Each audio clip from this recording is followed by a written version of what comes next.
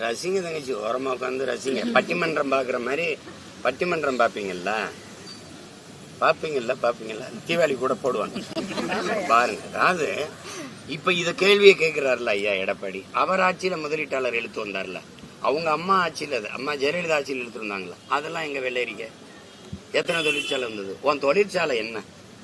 உன் தொழிற்சாலை என்ன? இந்த சிப்கார்டு, இந்த நோக்கியோ, இந்த ஹொண்டாய், இந்த சாம்சங், இதானே? அவன் யாரு இந்த முதலாளி? எல்லா சிப்கார்டு நீ தொழிற்சாலை நிறுவன இடத்துல என் மக்கள் 20 கிலோமீட்டருக்கு தண்ணி எடுத்து குடிக்காதுன்னு அறிக்கை வருது. அரசு தானே கொடுக்குது.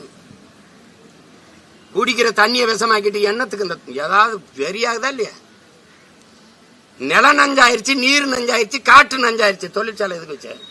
அதுக்குள்ள என்ன தயாரிக்கப்படுது? தொழிற்சாலையின் உரிமையாளர் யாரு? எத்தனை பேர் வேலைக்கு போறான்? வளர்ச்சி அடைஞ்சுன்னா எதுக்கு எங்க ஆத்தாவுக்கு 500, என் தம்பிக்கு 500, எங்க அம்மா என் தங்கச்சிக்கு 500, 1000 கொடுக்குற, 1000 எது கொடுக்குற படிக்க போகும்போது?